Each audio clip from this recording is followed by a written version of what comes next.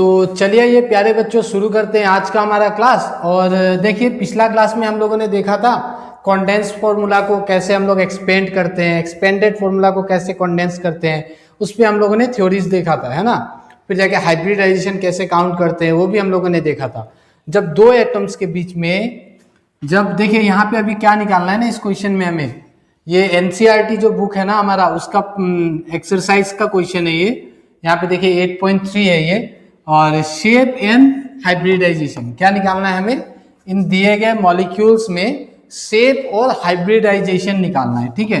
तो अब देखिए यहाँ पे कुछ चीजें आप नोट कर लीजिए कि अगर कोई मॉलिक्यूल का हाइब्रिडाइजेशन sp3 है तो उसका शेप टेट्राहाइड्रल होगा, ठीक है। अगर कोई कार्बन का शेप हाइब्रिडाइजेशन sp2 है तो वो ट्राइगोनल प्लेनर होगा। क्या होगा? ट्राइगोनल प्लेनर, ट्राइगोनल प्लेनर, या कभी कभी ना हम लोग प्लेनर भी बोल के बोलते हैं, ठीक है, प्लेनर भी बोलते हैं, ठीक। अब देखिए sp अगर होगा तो लीनियर, कैसा? लीनियर, ठीक है। अब जाके देखिए और एक चीज हम लोगों ने देखा था कि किन्हीं भी दो एटम्स के बीच में, समझिए ये A एक एटम है और B एक दूसरा एटम है, ठीक है, और इनके बीच में अगर एक बॉन्ड है, अगर एक बॉन्ड है तो वो सिग्मा बॉन्ड होगा, ठीक है। अगर एक से ज्यादा है तो एक बॉन्ड सिग्मा होगा, उसके अलावा जो भी बॉन्ड है वो पाई होगा। समझिए ये एक बॉन्ड सिग्मा, और अगर दो बॉन्ड हो गया तो एक बॉन्ड सिग्मा और एक बॉन्ड पाई। और अगर तीन बॉन्ड हो गए तो अगर तीन बॉन्ड हो गए, ये लीजिए मैं 3 बना दिया, तो यहाँ पे 2 पाई और 1 सिग्मा होगा। अब ना आप ये नहीं बता सकते कि ये दोनों एटम्स के बीच में ये जो 3 बॉन्ड्स हैं, इन 3 में से कौन सा बॉन्ड सिग्मा है कौन सा पाई है, क्योंकि ये तो रिप्रेजेंटेशन है ना। ये एक्चुअली बॉन्ड ऐसे दिखता है क्या? नहीं ना। इलेक्ट्रॉन्स का ओवरलैप क्या ऑर्बिटल्स का ऐसे होता है क्या? नहीं होता है, ये एक रिप्रेजेंटेशन है। तो हम बस बोलेंगे कि जब कोई भी एटम्स के बीच में अगर एक बॉन्ड हो तो वो सिग्मा होगा, अगर 2 बॉन्ड हो तो एक सिग्मा और एक पाई होगा, और अगर किन्हीं दो एटम्स के बीच में 3 बॉन्ड हो तो 2 पाई और 1 सिग्मा बॉन्ड होगा। तो ये बात बस आप ध्यान रखें, उसके बाद हम लोग ये क्वेश्चन करते हैं। चलिए अगर आप किन्हीं को नहीं पता है तो ये जरूर नोट करें। आप नोट करने में ना आप हिचकिचाए नहीं, नोट एकदम भर भर के करें और उसको बार बार रिवीजन करें, तभी टॉपिक खत्म होगा आपका, अच्छे से आप समझ पाएंगे, ठीक है। क्योंकि अगर हम सिर्फ लेक्चर सुनते हैं ना तो आज समझेंगे, कुछ दिनों तक याद रहेगा, बाद में फिर हम भूल जाएंगे, तो वो काम हमें नहीं करना है, ठीक है। तो देखिए बढ़ते हैं।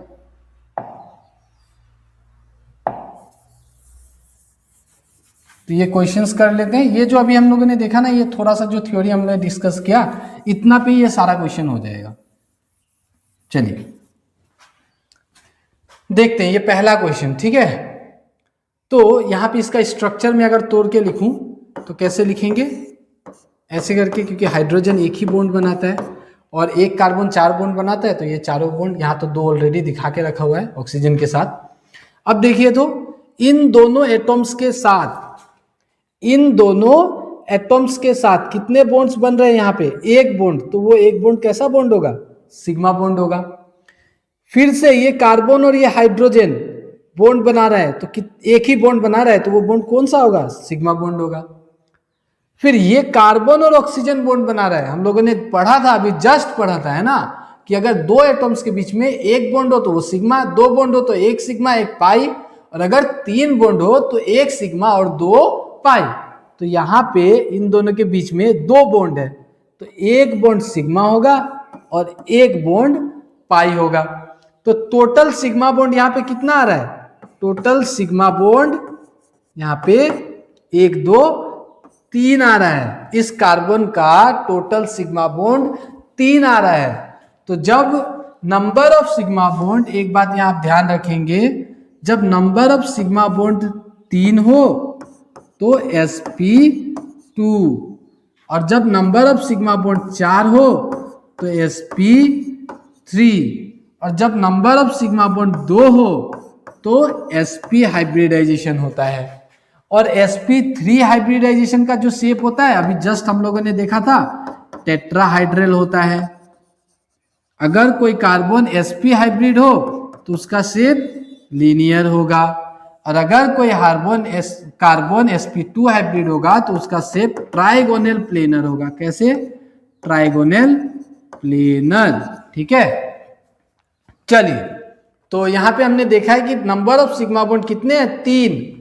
तो हाइब्रिडाइजेशन कौन सा होगा? sp2। तो हम लोग बोलेंगे यहाँ पे कार्बन का हाइब्रिडाइजेशन sp2 है। ये आप ध्यान रखेंगे इस बात को। देखिए यहाँ पे पूछा गया है कि शेप और हाइब्रिडाइजेशन भी बताना है और शेप भी बताना है।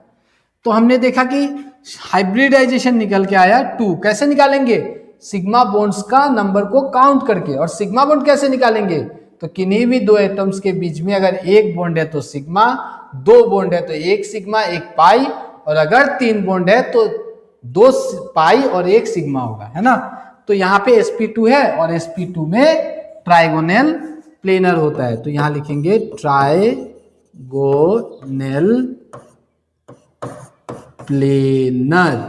ठीक है, ट्राइगोनल प्लेनर। ठीक, तो चलिए देखते हैं अब दूसरा क्वेश्चन देखते हैं। देखिए पहला तो हो गया, बी देख लेते हैं। आंसर ही लिख देते हैं ना सीधा यहाँ पे ऐसे करके, बी का आंसर। ठीक, चलिए देखिए इसको अगर हम लोग एक्सपेंड करके लिखे, जिसको बोलते थे हम लोग स्ट्रक्चरल फॉर्मूला, है ना। ये तो कॉन्डेंस फॉर्मूला है ना, हम लोगों ने पढ़ लिया है ना ये। तो ये कॉन्डेंस फॉर्मूला, इसको और एक्सपेंड करके लिखेंगे। ऐसे ये मॉलिक्यूलर फॉर्मूला है ना, और ये कॉन्डेंस फॉर्म में लिखा हुआ है इसलिए ये कॉन्डेंस फॉर्मूला भी है।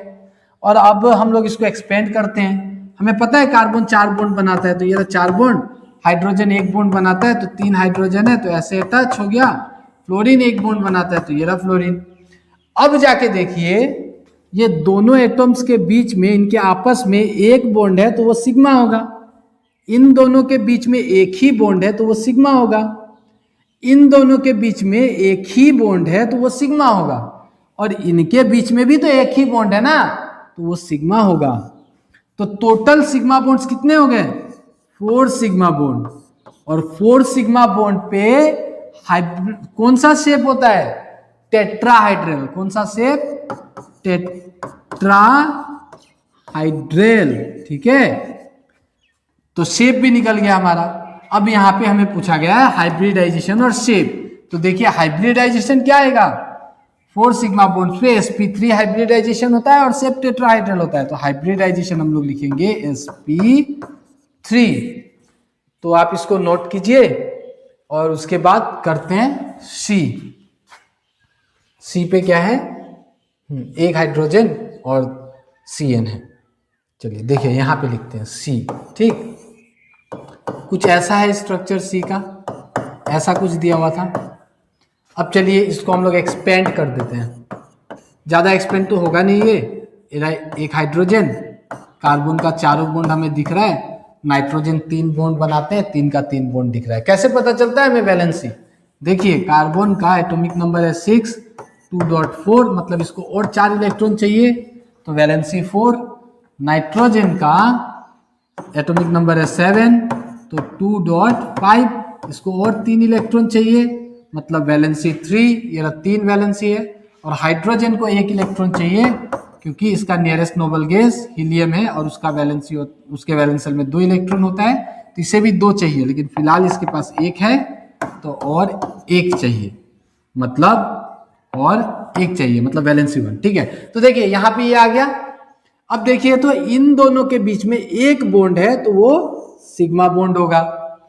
इन दोनों के बीच में 3 बॉन्ड्स हैं तो 1 सिग्मा और 2 पाई बॉन्ड होगा। इसका मतलब ये कार्बन कितना सिग्मा बॉन्ड बना रहा है? 2 सिग्मा बॉन्ड बना रहा है।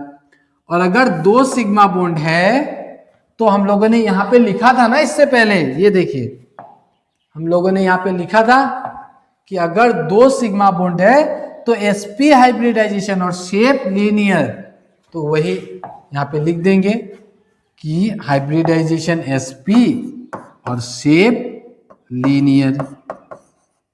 ठीक है, चलिए बढ़ते हैं, देखते हैं नेक्स्ट क्वेश्चन।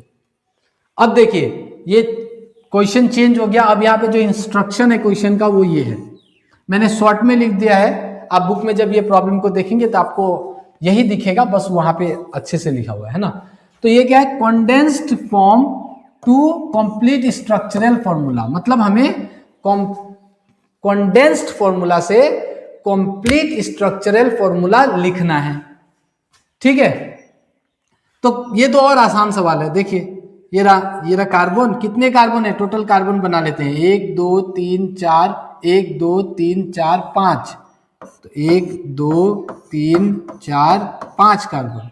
अब यहाँ पे हाइड्रोजन 3 है और एक हाइड्रोजन एक ही बॉन्ड बनाता है, तो ये रहा, ये यहाँ पे इस कार्बन के साथ 2 हाइड्रोजन, तो ये रहा 2 हाइड्रोजन।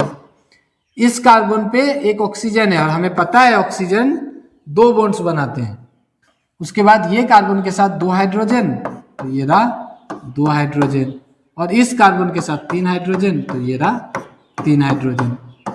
तो यहाँ पे इंस्ट्रक्शन ही है कि कंडेंस्ड फॉर्मूला से हमें क्या बनाना है, कंप्लीट स्ट्रक्चरल फॉर्मूला बनाना है, और ये क्या है, कंप्लीट स्ट्रक्चरल फॉर्मूला ही तो है। तो ये क्वेश्चन हमारा हो गया।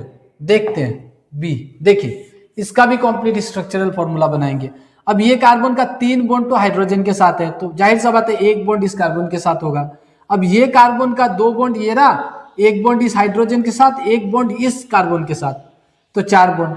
देखिए तो ये वाला जो कार्बन है ना उसके बारे में बात करते हैं, देखिएगा ध्यान से।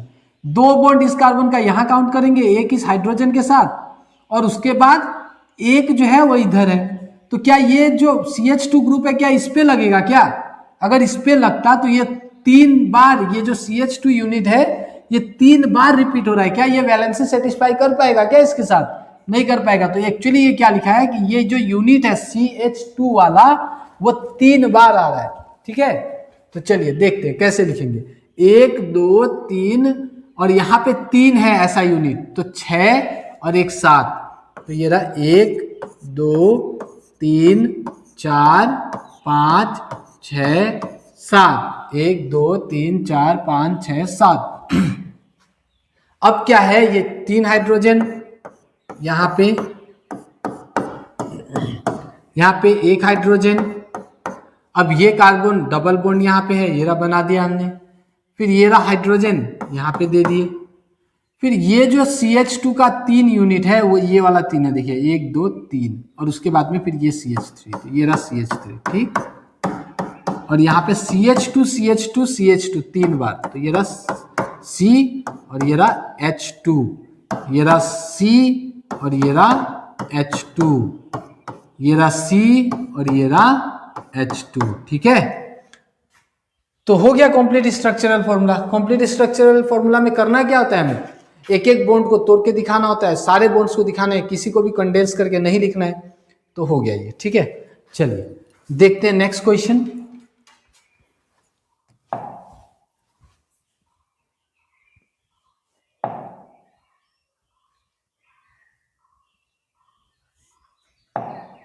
तो ये 2 क्वेश्चन तो हम लोगों ने पिछला क्लास में ही कर लिया था। ये वाला क्वेश्चन देखिए, ये रहा ये वाला क्वेश्चन और ये वाला क्वेश्चन, ये हमने पहले ही कर लिया था पिछला क्लास में, ठीक है। तो आज के लिए यहीं तक रखते हैं, मिलते हैं आप सभी से नेक्स्ट वीडियो लेक्चर में। तब तक के लिए पढ़ते रहिए, आगे बढ़ते रहिए।